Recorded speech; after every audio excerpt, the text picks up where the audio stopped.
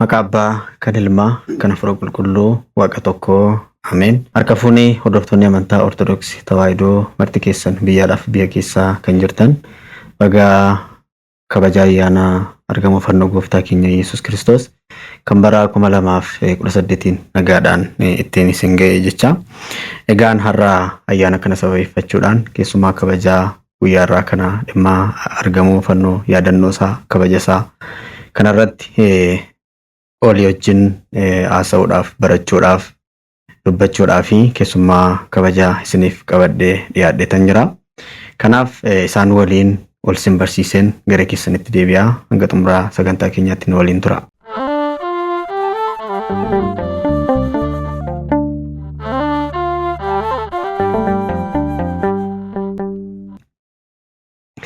Barsiisa baga nagaan dhuftan. Baga nagaan nu eeddanii baga geessan.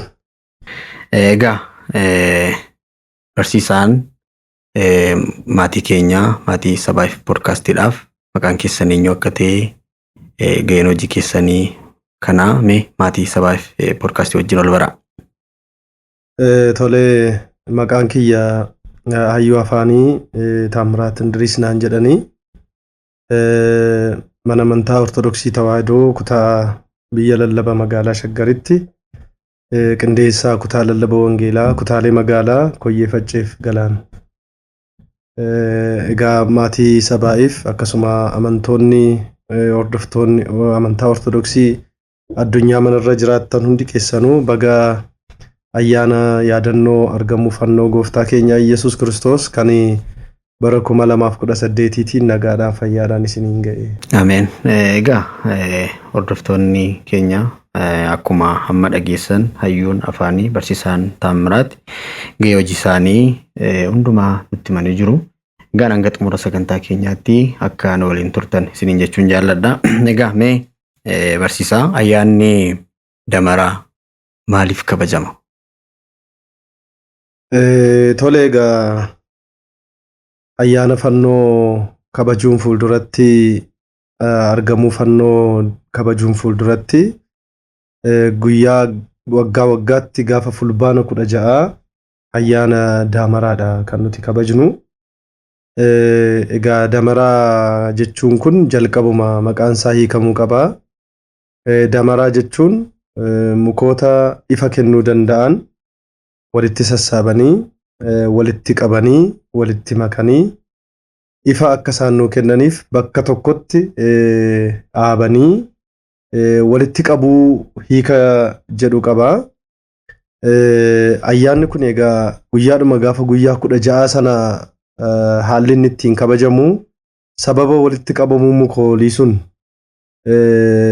bakka fannoon gooftaa keenyaa Yesuus Kiristoos waggoota 300 oliif akka inni itti awwaalame sababa ifa isaatiin aara isaatiin sababa argamsiiseef ayyaana damaraa jalqaba gaafa guyyaa 16 haala kanaan ni kabajna. Seenaan isaas immoo gadi fageenyaan mootittii Hilleenii wajjin kan wal qabatu sababa ta'eef dursa namoonni damaraa jechuun maalas jechuu akka ta'e faayidaa maalii akka kennu tajaajila maalii akka nuuf laate hubachuun barbaachisaadha jechuudha.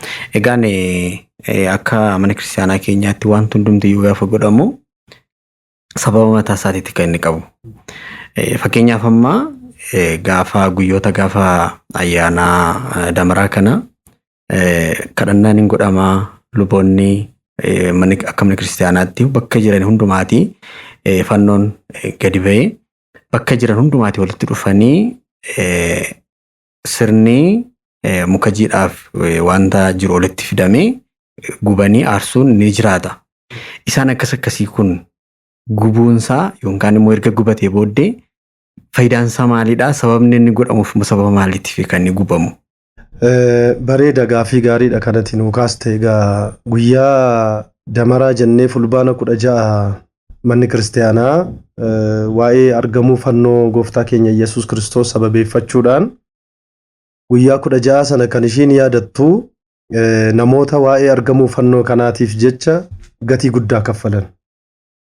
masaraa mootummaatii ka'ee hanga beektotaatti akkasumas hanga namoota magaalaa Yerusaalem keessa jiraatanitti hanga namoota magaalaa Roomii ka'anii gara Yerusaalem gadi bu'anitti dadhabbii isaanii, barbaacha isaanii akkasumas kadhannaa isaanii, dhaga'amuu kadhannaa isaaniitiif kallattii waan barbaadanii argachuu isaaniiti kan nuti gaafa guyyaa 16 yaadannu. Gabaabinaan seenaansaa gooftaan keenya Yesuus Kiristoos guyyaa jimaataa aarsaa lubbuu gaafa nuuf kaffalu haga du'a fannootti nuuf abboomamee fannoo baatee gubbaa qaraaniyoo irratti saamtota lama gidduutti Xixoosiif Daakiris kan jedhaman gidduutti akka inni fannifamee nu fayyisee wangeelli arfan nutti himaniiru. Wangeelli arfan yeroo siin jedhu wangeelli Maatiyos boqonnaa 27 kana nutti hima. Akkasuma wangeelli Maarqos, wangeelli Luqaas, wangeelli Yohaannis waa'ee fannootti fannifamuu gooftaa keenya Yesuus Kiristoos nutti hima. Warri qomoo Ayihud gooftaa keenya erga fannisanii ajjeesanii dhadhanii mana isaaniitti galanii booda garuu seenaan jiru geeddarameera. Innis guyyaa 3 booda du'aa ka'eera. Fannoo gooftaan keenya Yesuus Kiristoos itti fannifame garuu kophaa isaa tulluu sanarratti yookaan bakka ol jedhaa qaraaniyoo jedhamu sanarratti hojii hojjechuu jalqabeera. Meeshaa fayyinaa ta'eera. Namoonni dhukkubsatanii dhaqanii gaafa qabatan fayyuu jalqabaniiru. Warri Ayihudootaa illee akka nama cubbamaa tokko ittiin adabanitti meeshaa adabbii godhanii turanii. Fannoon sun garuu baruu kakuu moofaa keessatti meeshaa adabbii ta'uusaa irraa darbee kakuu haaraatti meeshaa fayyinaa ta'uusaa ofii lallabuutti ka'ee jechaadha.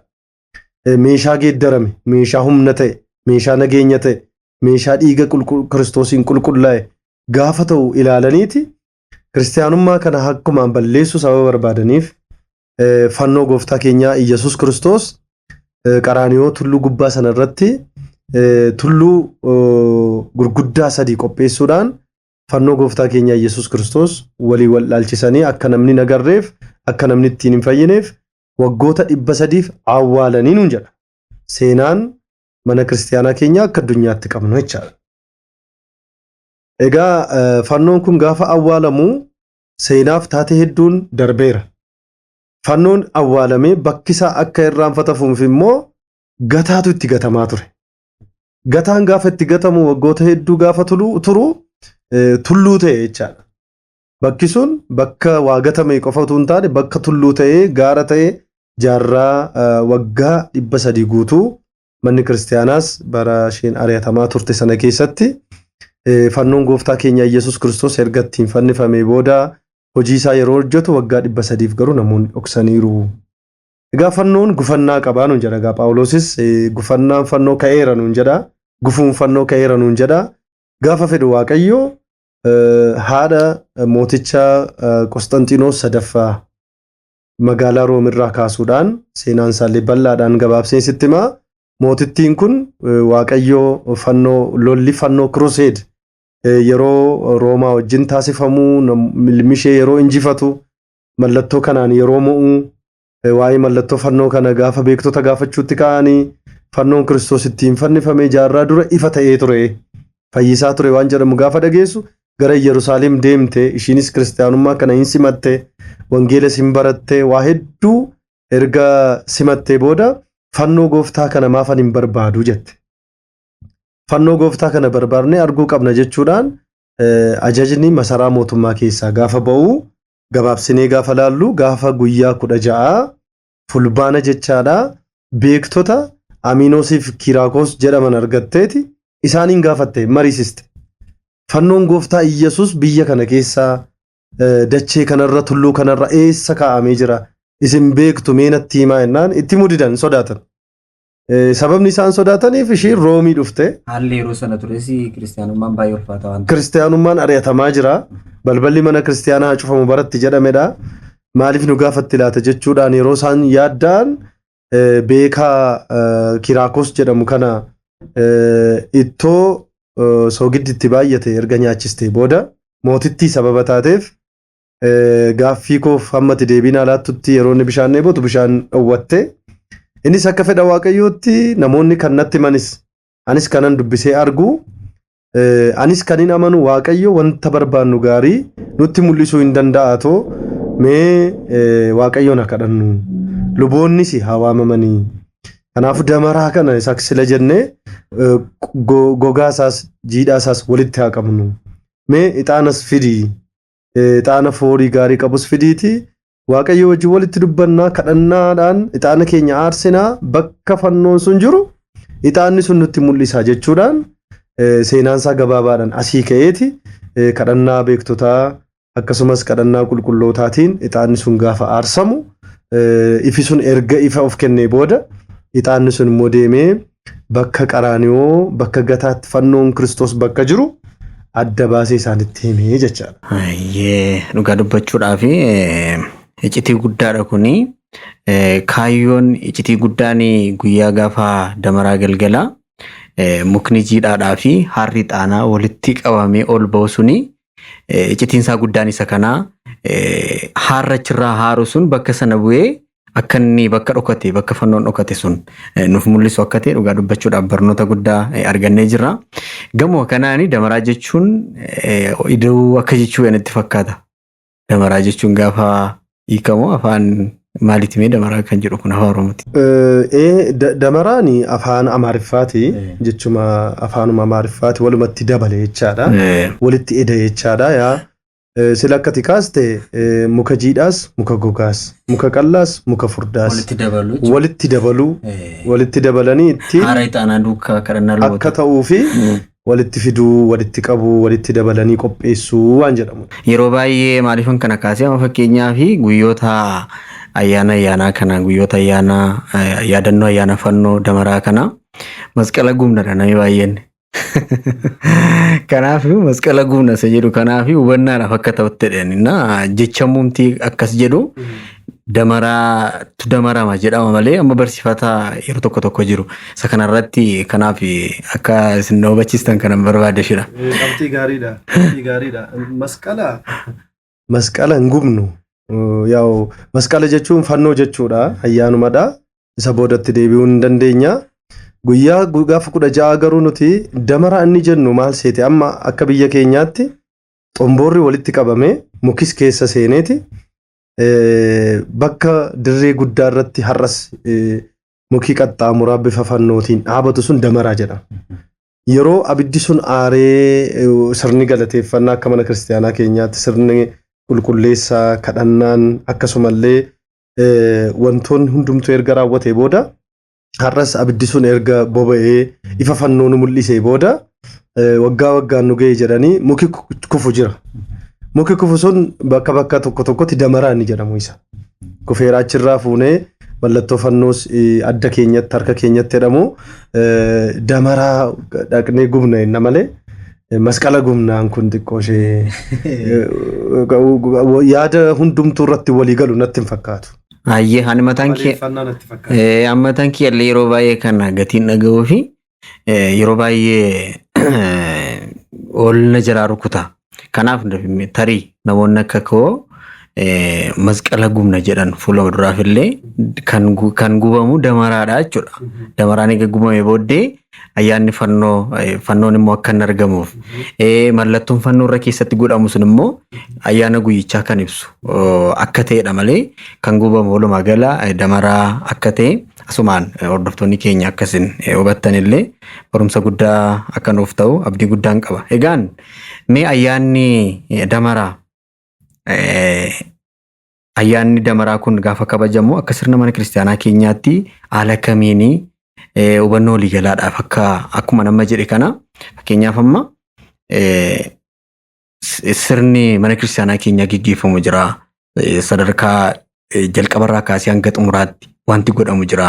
Sirni godhamu kuni haala kamiin akka sirna mana kiristaanaa keenyaatti haala kamiin akka inni gaggeeffamu yeroo guyyoota damaraa kanaa jechuudha. Gaariidha gaa akkuma sila kaasne amaleeffannaan keenyas barsiifannaan keenyas gaa eessaa akka ka'e sababa walitti himnee fi manni kiristaanaa ortodoksii addunyaa hundarra jirtu gaafa fulbaana guyyaa 16 fannoo gooftaa keenyaa Yesuus Kiristoosiin waan ilaallatu yeedaloo yaareediin kan qophaa'e sirna qulqulleessaa keessaas kan babba'e faaruu daawit irrattis kan faarfame wangeela gooftaa keenya Yesuus Kiristoos arfan irrattis kan barreeffame waa'ee kabaja fannoo gooftaa keenya Yesuus Kiristoos kan ilaallatu fannoon sun maal ture eenyutu bira ture eenyutu irratti aarsaa ta'e eenyutu jala dhaabbatee ture kan jedhu hundumaa kan ibsu kadhannaan ba'ee qophaa'ee jira. Kanaafuu kadhannaan sun immoo eessatti geggeeffama yeroo jennu ibaan amma manna amantaa keenya ayyaanni isheen dirree irratti kabajju jira. Ayyaanni isheen immoo bakkuma manuma ishee keessatti kabajjus jira. Ayyaana dirreetti baanee kabajnu keessaa isa tokkodha ayyaanni damaraa. Ayyaanni damaraa dirreetti gaafa baanu barattoonni dilbataa barsiisonni wangeelaa waldaaleen garaagaraa uffannaa isaanii uffatanii faaruu waa'ee fannootiif qophaa'e faarfachaa fannoo gooftaa keenya Yesuus Kiristoos ifa kana eebba kana nagaa kana fuudhanii gara bakka damaraan sun qophaa'ee jirutti deemu jechaadha. Gara dirree sanaatti adeemanii akkuma sila kaaste bifa kadhannaatiin bakka amma magaalaa Finfinnee yeroo dhuftu kadhannaa paatriyaarkiin eegalaniin kutaa lallabaa gaafa seentu kadhannaa hangafanni phaaphaasota eegalaniin akkasumatti taayitaa abbootii kabajuudhaan kadhannaadhaan eegalamee kadhannaa sana keessa sirni qiddaasee gabaabaan geggeeffame wangeelli akkan sila siin jedhe dubbifame barumsi guyyaa sanaaf ta'u darbee yookaan barsiifame ayyaanni kun immoo waaltawaadha sababa ta'eef sabis uummannis ayyaana kabaju sababa ta'eef qaamoleen achirratti affeeraman immoo waa'ee fannoo sana waa'ee nageenya sana baga geessanii erga dhaamsi dhaamame booda kadhannaan waadaa yookaan kidaan inni jennu erga geggeeffame booda abbootii keenyaan namoota filatamaniin jaarsolii biyyaadhaan innan sadasiin jedhe xomboorri sun qabsiifame sirni ibsuu damaraa sanaa faaruu faarfattootaatiin akkasuma ijoollee yaareed yeedaloo isaaniitiin bifa ho'aa ta'een dirree irratti ayyaana geggeeffamudha. Fakkeenyaaf ayyaanni dirree irratti geggeeffamu kana keessaati ayyaanni fannoo fi kan cuuphaa beekamaa natti fakkaata. Iccitiin bakkeetti ba'anii walitti dhufanii geggeeffachuu kabajachuu kuni iccitii kan biraa of keessaa qabamoo bakka adda addaatti gaafa walitti dhufan gurmuudhaan miidhaga kan jedhuuf kan qindaa'edha moo akka mana kiristaanaa keenyaatti iccitiin isaa maalidha gara dirreetti ba'amee akkasitiin kabajuun kan barbaachiseef? Dirreetti gadi ba'anii bakka hunda qabuu danda'utti gadi ba'anii ayyaana kana kabajachuu fi guyyaa sana waaqayyoon waaqessuun kan inni barbaachisee fi dhokateeti kan inni ba'e jechaa jirra. Wanti dhokatee ba'e kun immoo booda inni dhufa fannoon hin mul'ate inni faarsisaa mitiire fannoon hin mul'ate akka ifaattis ifee akka aduuttis akka urjiittis samii bareechee jenne mitiire argamuu fannootiin namoonni bakka bakka jira walitti sassaabamuu yuutuu hin taane samiirra kan jiru urjiileen illee ifa isaanii laatanii akka urjii samiitti illee samii bareecheera inni. Kanaafuu meeshaa nageenyaati meeshaa gooftaan keenya Yesuus Kiristoos irratti fannifame bakka jiru hundumaati baanee iddoo tokkotti mul'achuu isaa ibsuuf. Akkuma sana kun fannoo eega ta'e immoo gaafa cuuphaas akkuma sada jettee kan nu cuuphame isa hunda keenya tokko godhedha. Kan inni cuuphames immoo erga namoonni cuuphamanii xumura irrattidha kan inni cuuphame yaada biraa keessallee akka hin seenne innis adda baanee magaalaa keessatti bakka murtaa'etti bakka sirratetti bakka beekamtii qabutti haala kanaan akka kabajnuuf manni labsiisin fakkaata natti fakkaata labsuu ni dhokatee ture barsiisa qaba ni dhokatee ture akka labsan mul'ateera akka mul'isu fannoo qabatee hundumtuu jechuudha mul'achuu isaatti gaabas kibbas dhiyas baas kan jirru sassaabamnee dhufnee waaqayyo sanuu mul'isee galateeffannuudha amsa kan biraan qabu. Egaan maatiin keenya hundumti keessan bakka jirtanitti wantoota hayyoon afaanii nuuf dabarsaa jiran nu barsiisaa jiran kanarraati barnoota guddaa akkasin barachaa jirtan abdii guddaan qaba ammallee sagantaan keenya akka itti fufettidha kan jiru hanga xumura sagantaa keenyaatti nu waliin turaa jechuun jaalladha yeroo gaarii. Egaan barsiisammas gara keessanitti hin deebi'a. Egaa aadaadhaan illee wal qabsiifamee yeroo baay'ee akkaataa garaagaraan ayyaanni argamu fannoo gooftaa keenya Yesuus Kiristoos kun ni kabajamaa. Amma fakkeenyaa fi aadaa Oromoo biratti akka fakkeenyaatti ayyaanni kun booqa birraatti ganna keessa nu dabarsitee jechuudhaan kan kabajamu. Kanaan kan wal qabate yeroo baay'ee fakkeenyaaf akka mana kiristaanaa keenyaatti kan kabajamuu fi akka aadaan illee kan kabajamu kana keessatti wangeela waliin wantoonni wal faallessan hin jiru. Gaariidha. Egaa akka aadaa keenyaattis egaa sabi Oromoo ayyaana masqalaa kana hangafa ayyaanaa hidheetii waamaa. Inni akka jedhee waamuuf sababa mataa isaa qaba.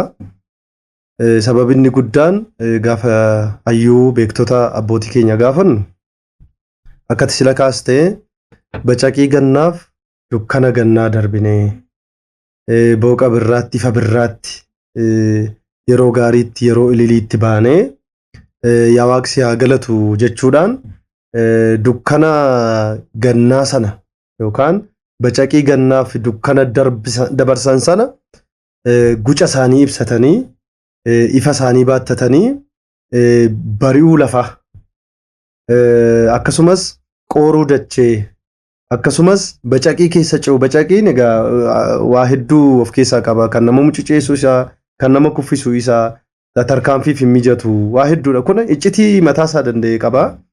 Kun akka sabaatti gaafa kabajamu wanti inni sagalee waaqayyoo wajjin wal dhiitu tokko hin jiru. Sababni isaa sabi keenya gaafa ayyaana kana kabaju jaalalaaf kabaja, waliigalteef kabaja, wajjin nyaachuuf kabaja. Nyaatni guyyaa sana nyaatamullee maqaan isaa Ancootee jedhama.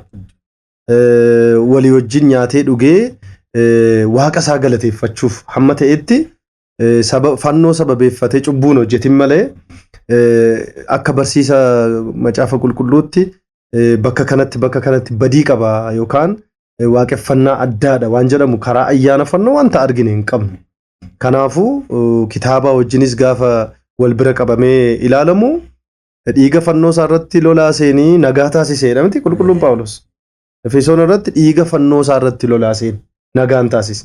Nagaan dhufnaanoo isaan lamaan gidduu kan ture kan gargar isaan baasee ture maal kun gidgiddaa dubbii fi waliigaltee dhabuu diigeeraa jedha. Kanaafuu waliigalteedhaaf tokkummaadhaaf ifatti ba'uudhaaf galatoodhaaf namni hundumtuu abbootiin harmooliin gammadanii guca sana baatanii guci sun ifa sana baatanii yeroo sana taasisan yeroo ayyaana sana kabajatan yeroo walitti sassaabamanii walii wajjin nyaatanii dhugan ajaja waaqayyoo irra darbu akkasumas cubbuu hojjechuudha jedhamee hiikamuu hin danda'u. Kun ayyaanni sun saba sana biratti immoo hangafa ayyaanaa sababa ta'eef sabi kunis akkasumatti hin kabajatee walii wajjin nyaatee waliin dhugee waaqa isaatti galateeffata. Akkuma namni cubbuutti kufee gaafa inni cubbuutti kufu waaqaaf nama gidduu cubbuun gaara ta'ee akkuma inni garaagaritti isaa ture Kiristoosis qaadhaan irratti dhiiga isaa dhangalee ifa fannoo isaatiin akkuma inni nama fayyise. Fakkeenyaaf amma bacaqii gannaa jechuun yerootti galaanni guutuudha. Yerootti namni gamaa gamanatti walitti ce'uudhaaf illee yeroo nutti ulfaatudha waan ta'eef kana hundumaa nu dabarsitee baga walitti nu fidde jechuudhaan aadaadhaan akkuma kabajamu manni kiristaanaas immoo dukkana keessaatii cubbuu keessaatii gara ifaatti nu baastee akka jedhu natti fakkaata gabaabumatti. Egaa dhugaa dubbachuudhaa fi barumsa guddaadha, iccitii gurguddaadha kan inni of keessaa qabuu fi egaan guyyaa irraa haasaan keenya, dubbiin keenya, mareen keenya kan nuti wajjiniin hanga xumuraatti dubbachaa turru egaa guyyichis guyyaa ayyaana fannooti waan ta'eef yaadannoon godhamuufis yaadannooma guyyaa kanaati waan ta'eef qabxiiwwan tokko waliin ilaalaa hanga xumuraatti ni turra. Egaan mee manni kiristaanaa keenya kan isheen ittiin adda baatu amantoonni dhaabbileen amantaa baay'een isaanii hin jiraatu. Isaan kan hundumaa irraatii kan isheen ittiin adda baatu inni tokko fannoodha. Fannoon kun amma mana kiristaanaa qofa irratti osoo hin taane namnumtillee amantii ortodoksii tawaahidoo keessa kan jiraataan ortodoksii tawaahidoo martiyyuu kan ittiin warra kaan irraa adda bahu fannoo isaaniitiin. Mee fannoon kuni mormatti akka kaatamuuf akka mana kiristaanaa ortodoksii tawaahidootti akkasumatti callisamee man kaatamu kaamitiire labsiin laatamee seerri laatamee jalqabaa kaasee yoomii guyyaa kamii kaaseeti kan inni fannoon akka inni mormatti kaatamuuf akka mana kiristaanaa keenyaa keessatti kan inni murtaa'e. Tole gaaffii bareedaadha. Gaafa akka mana amantaa ortodoksii tawaahidoo tokkootti ulaagaan nuti guutuu qabnu laphee keenya irrattis yaada keenya irrattis akkasumas morma keenya irrattis fannoo gooftaa keenya mallattoo nageenyaa sana hidhachuun barbaachisaadha, kaawwachuun barbaachisaadha. Kunis labsii qaba akkasumaan kan dhufimi. Anis uffachuu keenya dura fannoon kun kan eeyuuti isa jedhutu ilaalle gaarii natti fakkaata. Ayyaanni fannoo kabajnu kun ayyaana fannoo gooftaa Yesuus Kiristoos. Kana jechuun guyyaa jimaataa fannoowwan sadiitu ture. Saamtoti lama fannoo mataa isaanii qabu turani. Warri bitaaf mirga irratti fannifaman fannoo mataa isaanii qabu turan. Inni fannoon gidduutti arginu garuu fannoo gooftaa keenyaa Yesuus Kiristoos. Waa'ee fannoo gooftaa keenyaa Yesuus Kiristoos Phaawulos yeroo dubbatu ani kan inni ittiin boonudha jedha. Anfoon koo irratti baattadheen deemaa kan inni ittiin boonu fannoo gooftaa kootii Yesuus Kiristoos irraa kan hafe waan kamuu narraa fagaatu jedha. Jaluma mure. Ittiin hin boona kan Yesuus Kiristoosiin jedha. Erga akkas jedhee booda maal jedha seeta? Ergaa gara Filiphisiyoos boqonnaa 3:18 irratti namoonni hedduun garuu diina fannoo Kiristoos ta'anii deddeebi'u jedha. Agartee fannoo Kiristoos. Fannoon sun kan Yesuus Kiristoos jechuudha. Kan warra sanaa tuqaa hin jiru. Jarris immoo akka inni badu kan isaan godhan fannoo Yesuus Kiristoos.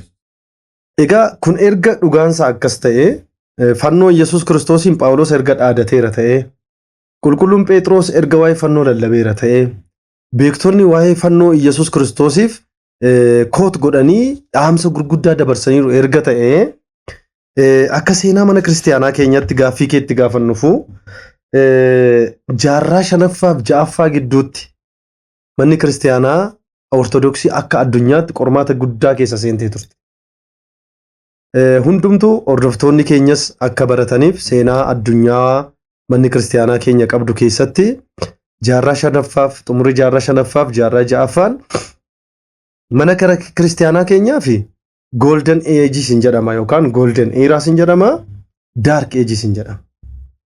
Maaltu golden ages taasise yoo jette egaa kiristaanummaan kun erga yeroo babal'achaa deemu magaalaa Room keessatti kan kaka'an namoonni hedduun keessattuu shakkitoonni namoonni sadii maqaan isaanii inni tokko Maarqiyaan kan jedhamu akkasumas Malakaawiyaan kan jedhamanii akkasumas immoo Liyoon kan jedhamu isaan kun heresii turan yookaan gantoota turan. Maal jechuudha kuni Yesuus Kiristoos afaan Gi'iisiin maal jenna akaal zem akaal baahirii zem baahiriin qaama lamarraa qaama tokko akkeenya lamarraa akkeenya tokko waaqa isa ta'e nama isa ta'e mul'ate waaqa bara baraati mini Yesuus Kiristoos kan jennu. Garuu jaarraa sana gidduutti barumsi kun hin fashalaa'e. Fakkeenyaaf Malakaawiyaan kan jedhamanii akkamitti namni waaqata Kiristoos waaqummaa hin qabu kan jedhu barumsa heresii yookaan gantummaa barsiisuu jalqaban. Hin amanan hin mormu. Hin amanan. Isaan kaan kanneen akka Liyoon fa'ammoo ka'aniiti hulat baharii kilee baharii yookaan akkeenyummaa lama jechuudhaan biyya adda addaa irratti adeemuudhaan ortodoks kan jedhamu tokkummaa waaqummaa foonummaaf waaqummaa wal keessatti foonummaan waaqummaa gadituu hin ta'in waaqummaan foonummaa utuu hin balleessin barumsa dhugaa waa'ee Kiristoos jiru yeroo faallessuu eegalan biyyoota sadiirraa barsiisonni beektonni akka aduu ifan ni ka'an. Biyyoota sadan kana keessaa inni tokko biyya Siiriyaa jedhama, inni tokko biyya Anxookiyaa jedhama, inni tokko Saruug jedhama. Biyya Anxookiyaa irraa kan ka'e Saawiroos Episkoopoos jedhama, eebbisaan ufaa ta'u. Biyya Saruug irraa kan ka'e sirna qulqulleessaa kan nuuf barreesse Yaaqoob isa Saruug jedhama. Biyya Siiriyaa irraa kan ka'e immoo Yaaqoob Zanbaradi jedhama. Seenaan kun amma gaafa gadi fageenyaan ilaallu jarreen kun biyya karaa adda addaa irraa ka'an magaalaa tokko keessaa miti. Isaan kun argamuu isaaniirraan kan ka'e bara sana manni kiristaanaa akka aduu ifteetti. Maal gochuu jalqaban? Lakki barumsi kun barumsa shakkiiti. Lakki Kiristoos waaqadha, uumaadha. Nama bannaan foon namaa uffate, foon uffate sana immoo samiitti deebiseera. Achiin immoo foonuma sanaan deebi'ee dhufa. Tawaahidoo yookaan waaqni nama iccitiittiin ta'e sana barsiisuu jalqaban. Keessattuu abbaan keenya Yaaqoob Zanbaradiin nan siin jedhe kun waggaa 78 jiraate biyya lafaa kanarra. Waggaa 78 yeroo jiraatu barumsa liyooniin barumsa akka sila siin jedhe malakootaatiin malakaawiyaan jedhamu jarri sila akkan sii kaase barnoota akkasiitiin sammuu kiristaanotaa jeeqame qulqulleessuu jalqabe jecha Yaaqoob. Gaafa qulqulleessuu dogoggorree irra nuuf dhiisaa. Dogoggorree irra gara tawaahidootti nu deebisaa. Dogoggorree irra gara amantaa keenyaatti nu deebisaa yeroo jedhan maal gochuu jalqabee mallattoo fannoo gooftaatiin morma isaanii irratti erga barsiisee cubee booda mallattoo fannoo gooftaa morma isaanii irratti hidhuu jalqabe.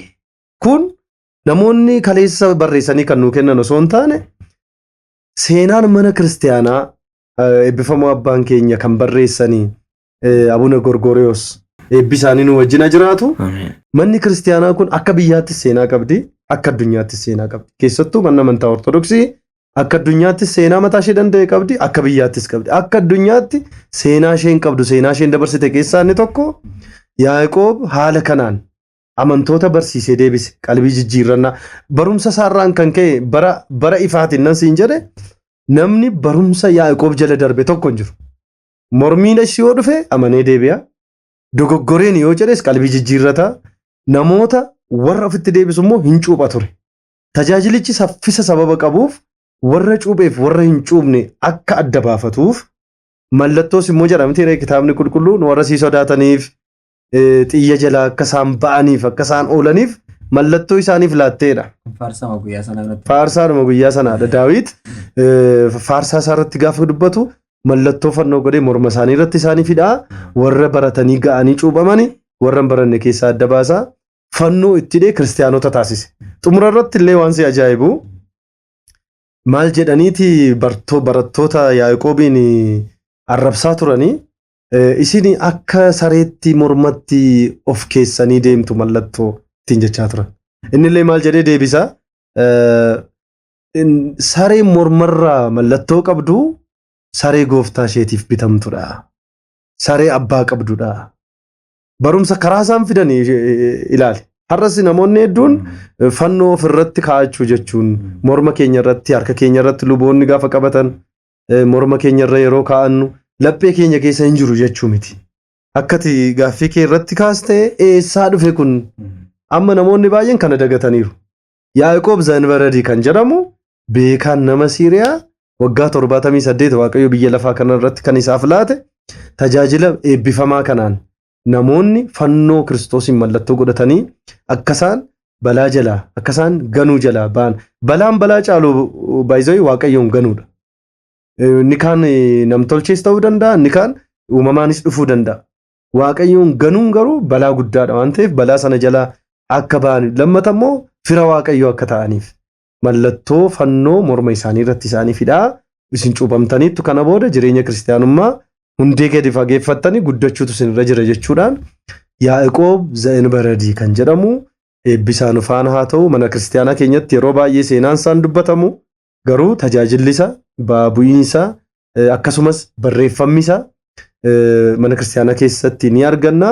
Isni erga eegalchiisee booda kiristaanonni ortodoksiitti amanan marri akka addunyaatti jecha har'allee fannoo harka isaanii irratti fannoo morma isaanii irratti fannoo uffata isaanii irratti qodaan mana kiristaanaa hundi isaanii taasifatanii jecha akkatti godhamu. Dhugaa dubbachuudhaaf barnooti nuti barachaa jirru barnoota guddaa barnoota nu jabeessuu barnoota nu cimsuu citiiwwan mana kiristaanaa keessa jiran keessumaa fannoo gooftaa keenya Yesuus Kiristoos wajjin hidhachuurraa kaasee hanga labsuutti kan jiru barsiisaan keenya dhugaa dubbachuuf bakka baay'ee ga'aniiti kan isaan nu hubachiisaa jiranii. Keessumaa immoo hangama kootiin kanan baradhe isinis waan guddaa akkasirraa barachaa jirtan abdii guddaan qaba. Qorumsi har'aa warroota fannoo Kiristoosiin morma isaaniitti kaawwatan irraa ga'aa jiru kun aaraa akka hin taane kaleessallee akka inni ture hangama kootiin kana baradheeraa isinillee waan guddaa waan baay'ee akkasin barachaa jirtan abdiin qaba. Ammas barsiisaa fakkeenyaaf fannoon mormatti kaawwachuun oomaan baasu jechuudhaani egaa namni wanta tokko bu'aasaa yoo beeke malee osoo hin beekin wanta sanaa dhugaa ba'uun xinnoo itti ulfaachuu dhiisuu danda'a. Akkuma fakkeenyaaf hayyoonni warra sadan ammas maqaa isaanii kaastan kun yeroo isaan dhugaa jiru barsiisaa turan, warroonni kaan immoo otoo hubatiin waan biraa akkuma jechaa turan. Har'allee namoonni kaan otoo hubatiin waan baay'ee kan dubbatan, keessumaa fannoo mormatti kaawwachuun homaa hin baasu laphee keessa yoo jiraate kan jedhu hubannaan nama tokko dubbiin nama tokko mul'ata. Isa kanarratti fannoon humna akka ta'e akka mana kiristaanaa keenyatti humna furaadha jedhameen barsiifama waan ta'eef fannoon humni isaa kaleessa dheengadda waa inni gochaa ture, raajii adda addaa kan hojjechaa ture, kitaaba qulqulluudhaanis ragaalee adda addaa irratti hin beekna. Kanaaf mee fannoo mormatti kaawwachuun bu'aansaa barbaachisummaa isaa fi barbaachisu kan jedhan hubannaa akka ta'utti ammoo amantoota ortodoksii tawaahidoo keessa jiraniif illee jabina akka ta'uuf, warroota kaan akkas jedhaniif illee deebii akka ta'uu fi ragaa kitaaba qulqulluu duukaa fannoon barbaachisummaan isaa mormatti kaawwachuun mee isa kanarrattis ibsa tunuu laattanii. Bareeda. Amma egaa waa'ee fannoo Kiristoos erga kaasne hojii fannoo sanaan hojjetame kaasuun dirqama. Tokkoffaa qulqulluun Phaawulos ergaasaa gara Qolaasiis boqonnaa 2:18 irraa eegalee waan barreesse qaba. Nurratti ajaji tureera jedha. Nurratti ajaji ture ajaja garbummaadha jedha. Ajaja garbummaa xalayaa garbummaa nurra ture sana erga nurraa balleessee booda yookaan erga nuu ciree booda immoo jedha. Daandii keenya irratti kan nu mormuu diina keenya diiyaabiloosiin fannoo isaatiin hudhee karaarraa kaaseera jechuma jecha. Fannoon kun diiyaabiloos ittiin hudhameera. Amma kana nama miti kana. Amma qulqulluun Phaawulos akkamitti kana barsiiste namni gaafachuu danda'u hin jiru.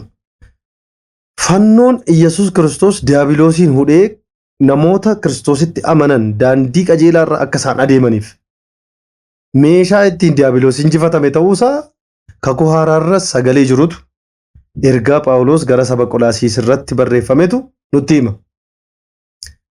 Inni kun ittiin mo'ameera eega jedhee waa lama adda baasachuun barbaada. Ani akkuma jireenyaattis akka mana kiristaanaa koorraa baradhessi lallabaa fi ceephoorra jireenyaaf deebiitu caala. Jireenyaaf deebii keessa akka deebinuufi fannoo kanaan diinni keessan diiyaabiloos hudhamee karaarraa isinii ka'eera jedhameera. Akka jiraannuuf immoo dubbiitu irra jira achi fannoo sanarra. Nuun jedha mitiiree qulqulluun Phaawulos dubbiin fannoo Kiristoosedha. Warra hin amanneefi gowwummaadha. Kanaafuu gowwaan tokko ol ka'ee innati hidhattu sirrii miti, innati baattu sirrii miti jechuu ni danda'a mirga isaati. Garuu gowwummaa isaan beeku. Hin hubanne waan ta'eef.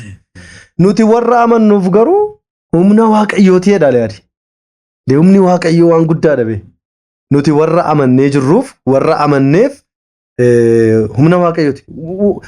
Waa'een fannoo jala mura gaafa Qorontoosiin barsiisu qulqullichi Phaawulos waa'een sagalee fannoo gooftaa Yesuus warra baraniif warra hin barreef warra hin hubanneef gowwummaadha. Gowwummaadha. Gowwummaa marra jiru ammayyuu itti dabalee immoo nu warra amanneef humna waaqayyooti. Humni waaqayyoo jala sararamuu qaba. Humni waaqayyoo humnatti abidda keessa si dabarsudha. Bishaan keessa si ceesisudha. Humna ittiin beekumsatti si fidudha. Humna ittiin diina dura si dhaabudha. Kanaaf mana kiristaanaa gaafa ol seennu maal goona? Mallattoo fannootiin of eebbisna mitiire? Gaafa of eebbisnu kadhannaan keenya jalqabaayyuu yaa seexanaa diina koo si ganeera. Maqaa fannoo gooftaa Yesuus Kiristoos dhoofne jecha. So fannoon kun humna keenya. Eenyus humna keenya, kaanus humna keenya. Fannoon yoo wanti nu naasisu jiraate illee wanta nu naasisu sana kan nurraa naasisudha. Kanaafuu nurraa adda ba'uun qabu. Kanaafuu afaan keenya irraa fannoon Namumti mataan isaa ammoo yoo dhaabate bifa fannooti. Guutummaan isaa fannoo. Guutummaamti isaa namni ol ka'ee harka isaa lamaan kana yoo diriirse mallattoo nuti qabnullee fannoodha. Gooftaan keenya Yesuus Kiristoos nu fayyisuufi tokkoffaa nu uffatee haadha keenya Maariyaam irraa nu dhalate. Lammata waan nuti fakkaannuun fannoo sana irratti lubbuu isaa nu kennee nu fayyiseera waan humna keenya jechaadha. Inni lammataa immoo fannoon obsa keenya. Obsa keenya maal jedha seete qulqulluun Phaawulos Ibroota 12 irratti Kiristoosis fannoo irratti obsee gidiraa sana baateera nuun jedha. Gidiraa fannoo obsa namni obsaan dabarsu nama fannoon isaaf galedha. Obsa kanaaf egaa fannoon humni isaa akkuma jirutti ta'e ifa ta'uun isaa akkuma jirutti ta'e fannoon gidiraadha kan jennu isa kanaaf. Kanaaf ta'e gooftaa Yesuus immoo maal jedhee namni fannoo du'a isaa baattatee na booda hin buune fira koo ta'uu hin danda'u. Fannoo du'a keenyaa keessaa inni tokko obsa qabaachuudha. Kiristoos fannoo irratti obsa mul'iseera. Baatee iddoo 13 ol wajjin kufeera. Irratti harki isaa waqarameera. Irratti cinaachi isaa waraanameera. Irratti jecha gurguddaa 7 dubbateera. Fannoo sanaan Kiristoos obsiin hin agarsiisne jiru. Wajjin kufee wajjin ka'eera. Kanaafuu fannoon obsa dhanuuf. Kanaaf kana hubanneetu morma keenya irratti obsa nuu kenni. Harka keenya irratti eebba nuu kenni. Diina keenya ittiin mo'achuuf eebba nuu kenni jechuudhaan fannoo gooftaa keenyaa mallattoo isaa morma keenya irrattis harka keenya irrattis laphee keenya irrattis ni baannaa jechaadha. Kana jechuun ala keenya keessaa dhiisne hin qabnu. Jalqaba humna waaqayyoo ta'uusaa amannee lammata diinni keenya kan ittiin injifatame ta'uusaa kitaabni qulqulluun nutti himee sadaffata kana yoo uffanne namni har'a maal uffachaa jirame? Dunyaa kanarraa namoonni ittiin bareednadhanii maal ittiin uffachaa maal ofitti uffachaa jiru maal faayamaa jiru yoon siin jedhe beekta waan ta'eef fannoon garuu akka kiristaanotaatti meeshaa faayana keenya kan itti bareednu kan itti mul'annu kan itti nagaa argannu kan itti jaalala labsinu meeshaa bareedina keenyaa sababa ta'eef mallattoo daandii fayyina keenyaa sababa ta'eef fannoo keenya morma keenya irrattis laphee keenya irrattis ni kaawwanna jechaadha. Egaa dhugaa dubbachuudhaafi waa'een fannoo gooftaa keenya Yesuus Kiristoos akkuma duratti dubbatame warroota fudhatanii fi isaaniif jabinadha, qabeenyadha, bareedadha, ulfinadha. Dhugaa dubbachuuf namni kan biraan waan biraayyuu hin kaawwata. Inni kaawwatamu suni geexiidhaaf yookaan bareedaaf, simboodhaaf, ulfinaaf ta'uu danda'a. Fannoon gooftaa keenya Yesuus Kiristoos garuu akkuma amma dhageenye, akkuma amma baranne humnadha, bareedadha, obsaadha, jireenyadha. Dhugaa dubbachuudhaafi kana sana jedhamee dubbatamee dhumuu hin danda'amu. Egaan hordoftoonni maatii Sabaayif Podcast akkuma ammaa agartanii yeroo baay'ee walitti bu'iinsi yookaan olubeen olubachuu dadhabuun waa'ee fannoo kaawwachuuf dhiisuu irratti bakkoota adda addaatti kan inni itti yeroo namoonni walitti bu'an ni agarra. Kanaaf akkuma isaan amma kaasanii namoota maaf godhama jedhaniifis namoota maaf goote jedhamanii gaafatamaniifis salphaamatti wanta amma barsiisaan keenya jedhan deebii gaadha kan jedhu anaaf deebii guddaadha kan jedhu hubannoo guddaa naaf laateera. Isinis illee bakka teessan teessanii biyyaadhaas biyya keessas teessanii nu hordofaa namoonni jirtan waan baay'ee akkasii irraa barachaa jirtan abdii guddaan qabaa. Fannoo Kiristoosiin mormatti kaawwachuun keenya deebiinsaa gabaabumatti kanadha. Egaan ammallee sagantaan keenya gara xumuraarraan gaadha kan nuti jirru waan qabxiileen tokko lama nuuf waan ta'eef hanga xumura sagantaa keenyaatti hanga akka waliin turtan ergaa kosiniif dhaamsa kosiniif dhaamuu yaala. Egaan ammas barsiisa fakkeenyaaf ayyaanni fannoo gooftaa keenya Yesuus Kiristoos gaafa kabajamu kabajni ayyaanaa kun gaafa gaggeeffamu yeroo ayyaanaa kanatti hawaasni sabni kiristaanaa haala kamiin kabajuu, haala kamiin hooluu, haala kamiin dabarsuu kan inni qabu. Gaaffii gaariidha. Egaa erga humna fannoo hamma sana dubbanne ayyaanni kun akka sila dubbanne gaafa fulbaana 16 galgala eegalee guyyaa lamaaf ayyaana kabajamudha.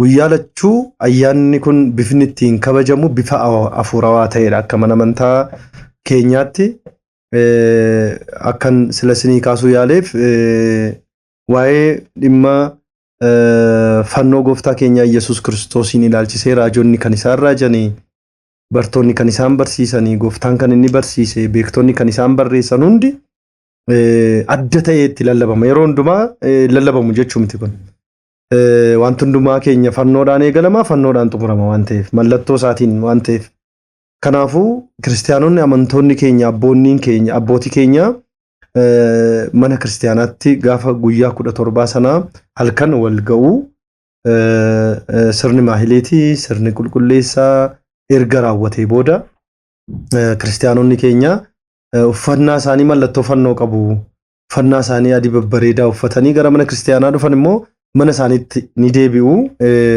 mana isaaniitti deebi'anii sila akkuma kaasne bifa aadaatiinis kan kabajamu jiraannaan nyaatni guyyaa sanaaf qophaa'ee nyaatni akka ancootee jiraannaan akkuma bakka bakkatti gargar baba'u namoonni waan nyaatan dhiyeeffatanii ayyaana beekamaa addunyaan illee nurkaa simatee kalaandarri keenya illee itti cufamu ayyaanni kun ayyaana qoosaa miti kanaafuu ayyaana kanatti ollaa isaa waame maatiin maatii isaa barbaade gaafa ayyaana kanaatti gammachuudhaan tokko ta'ee walii wajjin kan inni ittiin dabarsu akkasumallee ollaan inni hin qabne isa qabu wajjin inni qabu immoo isa hin qabne affeeree akkasumas inni gammade isa hin gammanne barbaade yoo danda'ame isa dhukkubsate itti gaafate ayyaana hojii ooltummaa gaariin itti hojjetamaa ayyaana bifa gaariidhaan bifa ho'aadhaan kabajamuudha jechaadha ayyaanni kun garuu maal argina nuti yeroo ayyaana afuuraa akkasii kabajannu waa hunda walii wajjin erga geggeessine booda walii ilaaluu irratti xiqqoo booddeetti hafnee jirra ollaan keenya maal fakkaata har'a mana koo keessa mana keenya mana Abrahaam gochuu hin dandeenye jecha kiristaanotni yeroo jalqabaa turanii akkasuma Abrahaam akkasuma Isaaq jecha yeroo dhufnu ayyaana isaanii ayyaaneffachuu miti oolmaa isaanii keessatti illee dunkaana isaanii keessaa namni hin dhabamu har'a xiqqoo ishee namoonni sababa adda addaa kaasuu danda'u balballi namaa kellaan namarratti cufamaadha nama gaddeef namni waa kennaa jiru lakkoofsaan xiqqoo ta'eera yoo ta'es immoo barbaadameeti dubbatameeti abaluu dhabeera abaluu rakkateera jedhamee way karaa miidiyaati namni kan wal gargaaraa jiru malee namni nama gargaaruun waaqayyoof liqeessoo akka ta'e baree wal gargaaraa jiru haa jedha kitaabni namni hiyyeessaaf gaddu waaqayyoof liqeessa waaqayyoos immoo waan gaarii hundumaarraa deebisee isaaf kaffalaa'edha kun dagatameera mee ayyaana kana sababeeffannee garuu nu maal gochuu qabna mee hadaawwannu isa nuu kenne waaqayyoon galateeffachaa warra dhaban harka keenyarra taa'ee waaqayyo isaan asooru uffata keenyarra taa'ee waaqayyo isaanitti taa'u arraba keenyarra taa'ee waaqayyo isaan jajjabeessu jechuudhaan namoonni qomoon utuu gargar waliin qoodin sabaan utuu hin bittinnaa'in nama sababa ta'aniif ayyaanichis ayyaana namoonni sababa walitti sassaabaman diinummaan ayyaana keettiin barbadaa'e sababa ta'eef wal barbaannee wal gaafannee kan qabnu kan nuu kenname walii hirree jaalalaan ayyaana kabajachuu ayyaana ayyaaneffachuu qabnu haala kanaan kabajamuu qaba jechuudha. Egaan amma kanarratti kan isin itti dabaltan tokko yoo jiraate amma yeroo baay'ee akka barsiifata mana amantaa Ortodoksii Tawaahidootti ayyaanni kan inni kabajamuu fi dhimma fooniin kan wal qabate osoo hin taane dhimma hafuuraawaatiin kan inni wal qabatu. Yeroo tokko garuu akkaataan itti dhageenyutti fakkeenyaaf guyyoota ayyaanaa akka waan nyaachuu dhuguun yookaan immoo akka barbaadan jiraachuun keessumaa amma dhugaatiin wanti alkooliin kun akka waan inni mana amantaa Ortodoksii Tawaahidoo Itoophiyaa keessa biyya keessaas jiru keessatti akka waan barsiisaa boqonnaa ta'e keessatti kenname namni nyaatee dhugaatii dhugu inni orree amantoonni kan biraa immoo akka waan isaaniif hin eeyyamamne akka kana godhame yeroo baay'ee bakka adda addaatti dhaga'ama. Kana manni kiristaanaa keenya maal jettu sooshaal miidiyaa irratti illee wanti nuyi agarru bakkoota adda addaatti wantoleen hin barbaachisne keessumaati qabeenya mana kiristaanaa keenyaa fayyadamanii yeroo isaan waan bakka hin barbaachisnetti argamanii kun hin jira. Manni kiristaanaa keenyaa barumsa isheen barsiistu guyyoota ayyaanaa dhugaatii akka barbaadan godhadhaadha moo naa kaasanii turtan garuu ishee kanarratti bal'inaan yeroo baay'ee naannattis gaaffii kan ta'u namoota baay'eettis gaaffii kan ta'u ishee kanarratti bal'inaan mee hubannaa akka ta'uu fi tuu xinnoo isheetti naa dabaltanii. Toleela manni kiristaanaas taanaan wangeellis kan nu ajaju eenyullee kiristoosiin taanaan uumama haaraadha.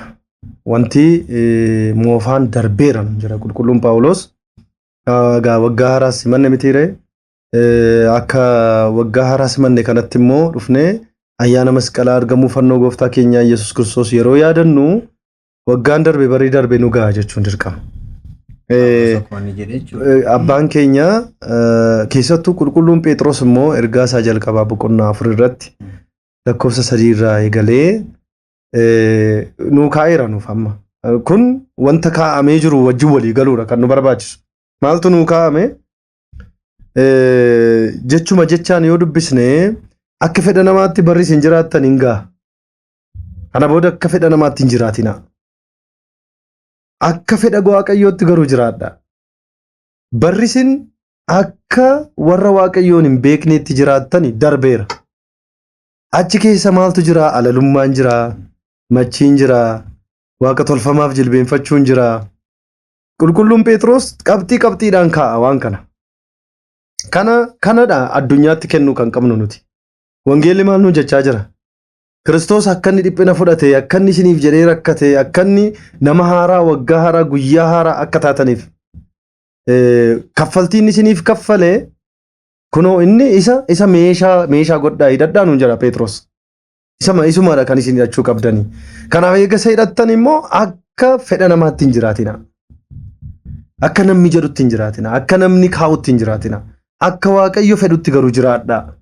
Barrisin eeyyama addunyaa kanaa, eeyyama biyya lafaa akka warroota Waaqayyoon hin beekneetti jiraattan isin ga'a. Warroonni Waaqayyoon hin beekne maal godhuu jedhee gaafa nutti himu hin machaa'uu nuun jedhe. Machiidhaan, alalummaadhaan, waaqa tolfamaadhaaf sagaduudhaan, waan maa hin baasneef dadhabuudhaan barris hin jiraattan isin ga'a. Kun dhaamsa manni kiristaanaa yeroo hundumaa nutti himtudha malee manni kiristaanaa keenya harri ayyaana fannooti, harri ayyaana cuuphaati, harri ayyaana du'aa ka'umsaati, harri ayyaanni keenya akkati sila caqaste ayyaana hafuuraadha. Yoo dandeenye ayyaana sanatti sila kan ta'uu qabu ture isa nuu qalame hoolicha qaraanii yoo nyaanne dhiiga isaa dhugne daadhii wayiniitiin machaa'uu osoo hin taane isa nuu kenname isa nyaanne isa dhugne isaa wajjin jiraachuu ture.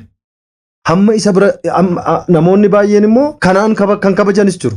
Hundumatu machooftu muni hordofaan amantaa keenya baay'een isaanii immoo guyyaa argamuu fannoo gooftaa Yesuus Kiristoositti of qopheessanii xoomanii sagadanii fooniif dhiiga gooftaa keenyaatti dhiyaatanii machiillee miti wanna sooratan fo'atanii murteessanii kan ayyaaneffatanis immoo jiru. Kana nutti agarsiisu addunyaan. Faallaasaa immoo maal jedhee nutti agarsiisa? Ilaa warra Ortodoksiin sirbuu isa kana miti. Achi keessa amantaa keenya keessa ulaagaan machaa sirbaa jedhu hin jiru. Kun fedha biyya lafaa guuchaa jiraachuudha. Kanaafuu amantoonni keenyas keessattuu dargaggoonni har'a maal akka fakkaannu ilaaluun barbaachisaadha. Akkati sila kaasatte ayyaanni keenya ayyaana hafuuraa, ayyaana kitaaba qulqulluudhaan deeggaraman ayyaanni sana sababeeffachuudhaan namoonni qulqullaa'uu qabu malee, ijaaramuu qabu malee, diigamuu qaban, dhaabachuu qabu malee, kufuu qaban. Waaqayyoon gammadanii faarfachuu qabu malee, sirbuu qaban. Waaqayyo wajjin jiraachuu qabu malee, ayyaana sana sababeeffachanii akka fedha namaatti jiraatanii Waaqayyo irraa fagaachuu hin qabaniini. Dhaamsa mana kiristaanaatis, dhaamsa hunda keenyaatis jechuudha. Hayyee dhugaa dubbachuudhaafi Ani har'a wanti amma haasaa barsiisan keenya deebinuu laachaa turan nu hubachiisaa turan kuni yeroo baay'ee wantoota bakkoota adda addaatti nama baay'ee irraas na mudateera bakka baay'eettis waan dhaga'uudha. Ayyaanni fannoo kun kan inni ittiin ol qabatu akkuma dhufaatiin baqachuun keessan ganna ji'a gannaa akka hin taane akkuma kitaabni qulqulluun illee jedhu yeroon kun yeroo laaqiiti akka ija fooniidhaan kan argamu yeroo laaqiin itti baay'atudha. Ija furaatti gaafa deebinu immoo yeroo itti cubbuudhaan namni baay'ate nuti baay'anne cubbuudhaan qabamne itti lubbuudhaan dabarru osoo hin taane yeroon itti cubbuu keenya irraa itti qulqulloofne gara mootummaa waaqatti ittiin qophoofnu ta'uu qaba malee guyyoota ayyaanaa kana gaafa dabarsinu akkuma amma barachaa turre kan warroota hin qabne isaaniin nyaachisaa waan gaarii gochaa dabarsuu akka nuti qabnu barsiisaan keenya illee nuuf dabarsanii jiru barachuu jirra hubannee jirra waan ta'eef fuuldurattis haala kanaan akka itti fufnu isiniin jechuun jaalladha. Egaan sagantaa keenya gara xumuraatti geenyee jirra. Gaa dubbachuudhaaf guyyaan ayyaana argamuu fannoo gooftaa keenya Yesuus Kiristoos kun akkuma barsiisaan dura kaasanii hangafaa ayyaanaa jedhamee akka aadaa keenyaatti ni kabajama.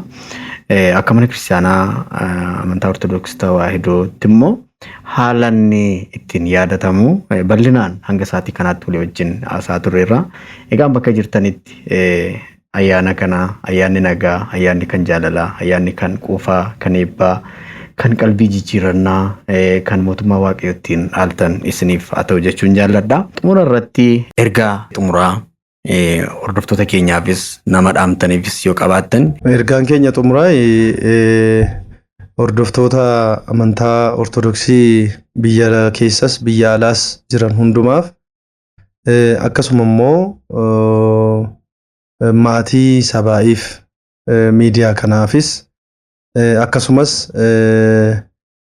ilma namaa mucaa namaa kan ta'e hundumaaf ayyaanni mul'achuu fannoo gooftaa keenya Yesuus Kiristoos ayyaana jaalalaa, ayyaana ittiin humna godhannu, ayyaana ittiin mana qulqullummaa keenya eeggannu, ayyaana ittiin diina keenya diiyaabiloosiin injifannu, ayyaana ittiin gargar ba'iinsa keessaa baanee walii gallee ittiin waaqa keenya kabajannu, ayyaana milkii, ayyaana eebbaa, ayyaana jaalalaa nuuf haa ta'u dhaamsa kiyya. Egaa hanga sa'aatii kanaatti hanga yeroo kanaatti kan nu geggeesse waaqayyo guddaan haa galatamu jecha barsiisaan keenya illee waamicha keenya nuuf simattanii tole jettanii maatii keenya waliin barumsa hamma kana ga'u sa'aatii hamma kana ga'u nu wajjin waan turtaniif ulfaadhaa isiniin jechuu jaallanna. Egaan hordoftoota keenya maatii Sabaayif Podcast ammallee irra deebi'uudhaan baga ayyaana argamuu fannoo gooftaa keenya Yesuus Kiristoos kan bara 2018 nagaadhaan jaalalaan tokkummaadhaan ittiin isin ga'e jechuu jaallanna. Ayyaanni kun ayyaana gaarii, ayyaana eebbaa, ayyaana tokkummaa, ayyaana qalbii jijjiirannaa akkasiniif ta'u abdii guddaa qabna. Qophiiwwan jalqabaa kaasee hanga sa'aatii kanaatti ture hundumaa irraatii waan baay'ee akkasin barattan, waan baay'ee akkasin hubattan abdii guddaan qaba. Gara fuulduraatti illee qophiilee kanaaf kana fakkaataniin kan guyyoota adda addaatti walitti deebinu ta'a. Qopheessee qophii kanan isiniif dhiyeessee an Diyaaqoon Alamuu Tashoomeedha. Gama ogummaa kaameraadhaan kan waliin ture Irkoo Caalii akkasumas Amiir nu waliin turanii jiru.